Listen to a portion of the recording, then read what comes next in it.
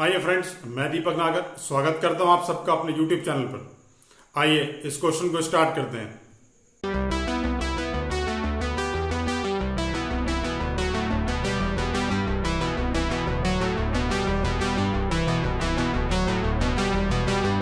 आइए question number 31 देखेंगे। Topic का नाम है not for profit organisation, DK Goyal class 12 की बुक में से। देखिए क्वेश्चन में क्या दे रखा है। क्वेश्चन में हमें रिसिप्ट पेमेंट दे रखा है और कुछ एडजस्टमेंट दे रखी हैं। आइए सबसे पहले एडजस्टमेंट से ही स्टार्ट करेंगे।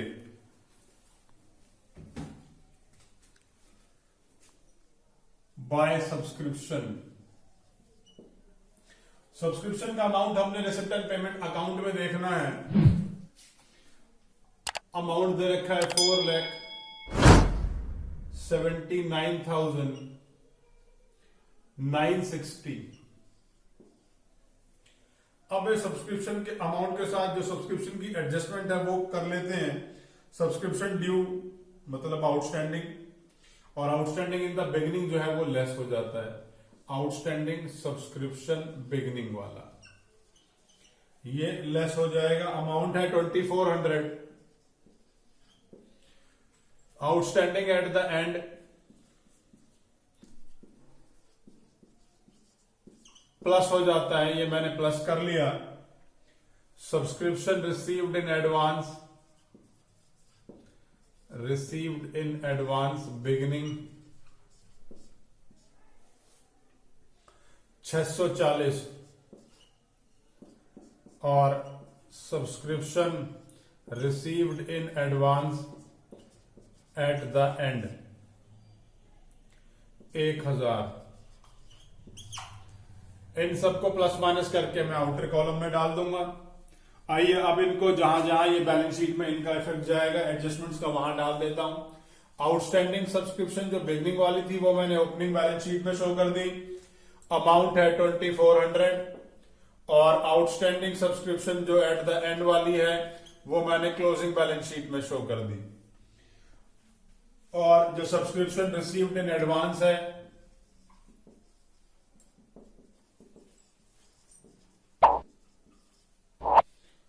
वो अमाउंट है 640, और ओपनिंग वाला ओपनिंग बैलेंस शीट में डाल दिया।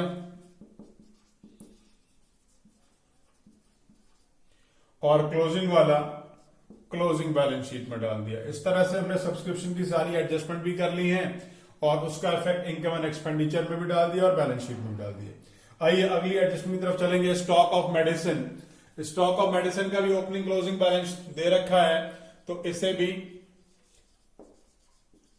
बैलेंस शीट में डाल लेता हूं। ओपनिंग वाली फिगर है 8810, 88,100, और क्लोजिंग की फिगर भी मैंने यहां डाल ली बैलेंस शीट में भी। स्टॉक ऑफ मेडिसिन अमाउंट है 97,400। अब आगे चलते हैं। इससे इनकम एंड एक्सपेंडिचर अकाउंट के एक्सपेंडिचर साइड में जितनी भी मेडिसिन कंज्यूम करी है उसको एडजस्ट कर लेते हैं। बाय मेडिसिन के नाम से अमाउंट दे रखा है मेरे को 3,05,900।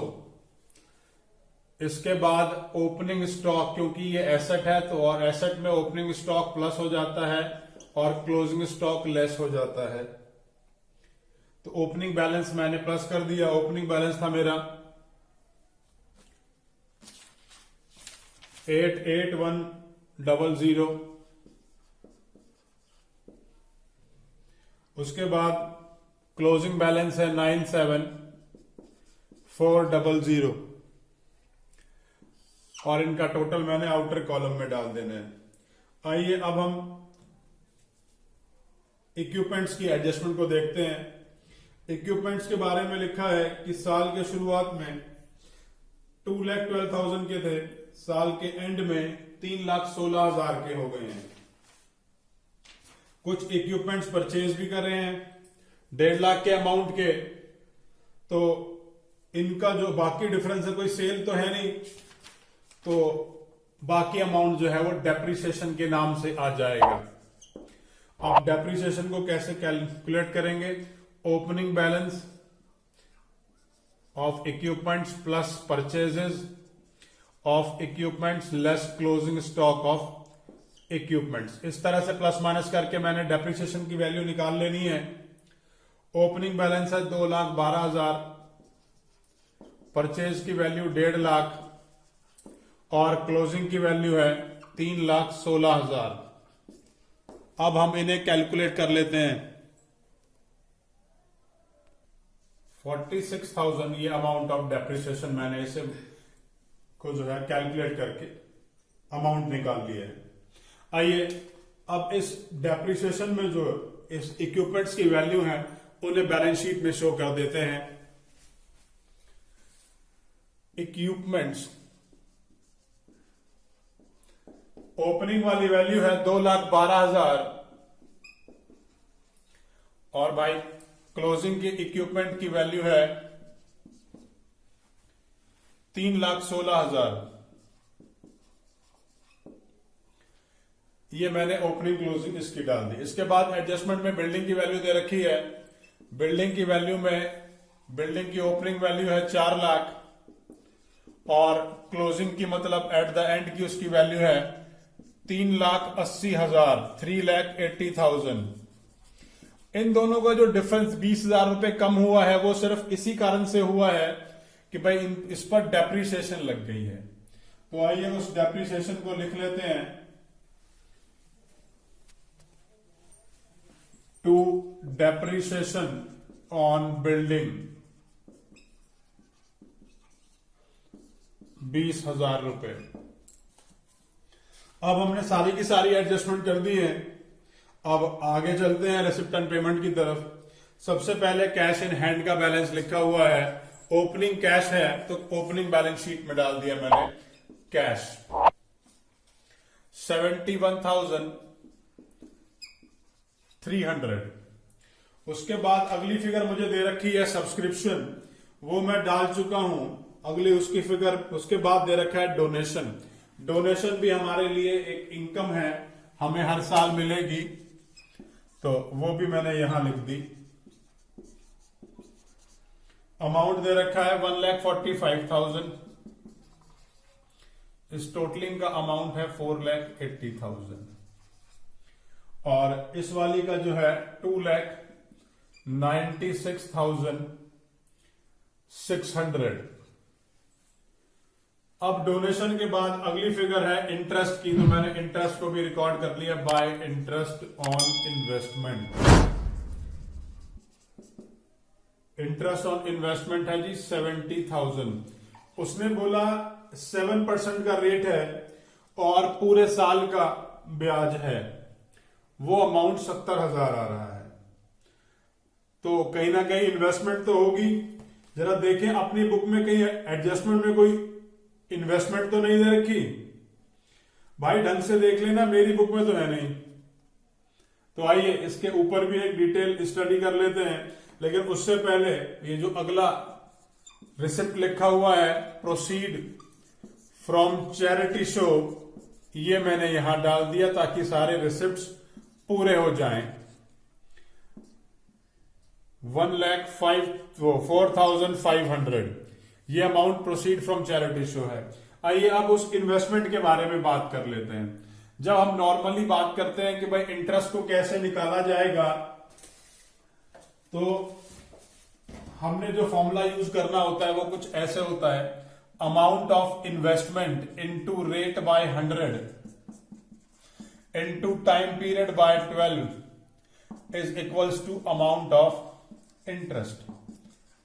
थोड़ा ढंग से ध्यान देंगे, मैंने ये क्या फॉर्मूला लिखा है कि भाई अगर मुझे ये इंटरेस्ट का अमाउंट निकालना हो तो फॉर्मूला क्या है, जितने की इन्वेस्टमेंट है into rate by 100 into time period by 12। यहां पर टाइम पीरियड फुल ईयर दे रखा है, मतलब 12/12 लिखो तो भी सही, नहीं लिखो तो भी सही। अब अमाउंट ऑफ इन्वेस्टमेंट तो दे नहीं रखा, रेट दे रखा है। रेट कितना है जी? 7% का रेट है। ये वैल्यू इंटरेस्ट की अमाउंट की दे रखी है कितनी? 70,000। तो क्या इस इन्वेस्टमेंट की वैल्यू कैलकुलेट की जा सकती है? बिल्कुल की जा सकती है। अब इसको हम कैलकुलेट कर लेते हैं। ये अमाउंट आ गया, इन्वेस्टमेंट की वैल्यू है इन्वेस्टमेंट इज इक्वल्स टू, ये 100 वहां जाके मल्टीप्लाई हो जाएगा और ये 7 नीचे से इसको डिवाइड कर देगा। वैल्यू आ गई मेरी 10 लाख। मतलब अमाउंट ऑफ इन्वेस्टमेंट कितनी हो गई? अमाउंट ऑफ इन्वेस्टमेंट हो गई जी 10 लाख। अब एक बात और देखने वाली है, क्या ये इन्वेस्टमेंट हमें एडजस्टमेंट में दे रखी है? एडजस्टमेंट में दे रखी है? नहीं साहब, नहीं दे रखी।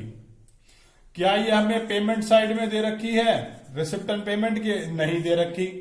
तो इसका मतलब हुआ कि ना तो पहले से हमें कुछ डिटेल दे रखी है, भाई पहले से होता तो नीचे मेंशन कर देते, और ना इस साल ली है। तो ये एक तरह की हिडन एडजस्टमेंट है। और ये इन्वेस्टमेंट हमारे पास पहले से है, ये हमने इस साल नहीं परचेज करी, तो हमने ये ओपनिंग बैलेंस शीट में भी शो करनी है और क्लोजिंग बैलेंस शीट में भी जो है इसका इफेक्ट आएगा। तो मैंने इन्वेस्टमेंट यहां लिख दी 10 लाख रुपए से, और उसके बाद इसको मैंने क्लोजिंग बैलेंस शीट में भी जो है लिख दिया है इन्वेस्टमेंट को 10 लाख रुपए से। अब यहां तक हमने जो है सारी की सारी रिसिप्ट साइड पूरी कर ली है।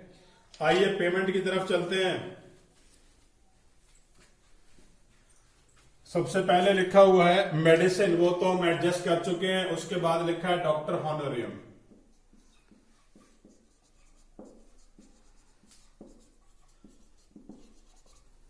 डॉक्टर हॉनोरियम है 90,000। उसके बाद सैलरीज लिखे हैं, सैलरी का अमाउंट है 2,75,000। उसके बाद पैटी एक्सपेंसेस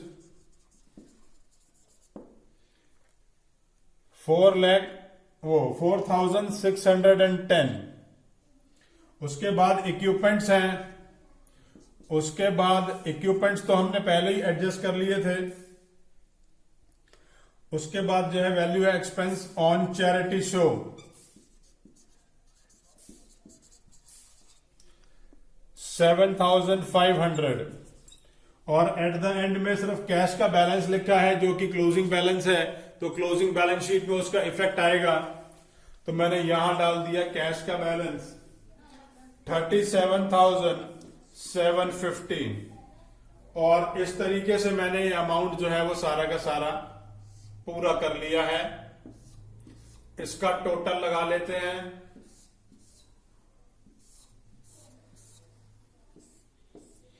आइए इनकी टोटलिंग कर लेते हैं। सबसे पहले इनकम एंड एक्सपेंडिचर अकाउंट की टोटलिंग करेंगे।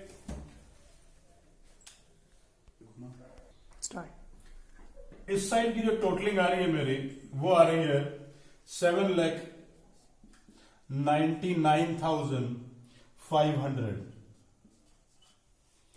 क्योंकि ये टोटल मेरा बड़ा आ रहा है तो मैंने इस टोटल को दोनों साइड लिख दिया, और इसमें से इन सब की टोटलिंग यहां से यहां तक लेस कर दी। तो यहां पर एक सरप्लस जनरेट हो गया है।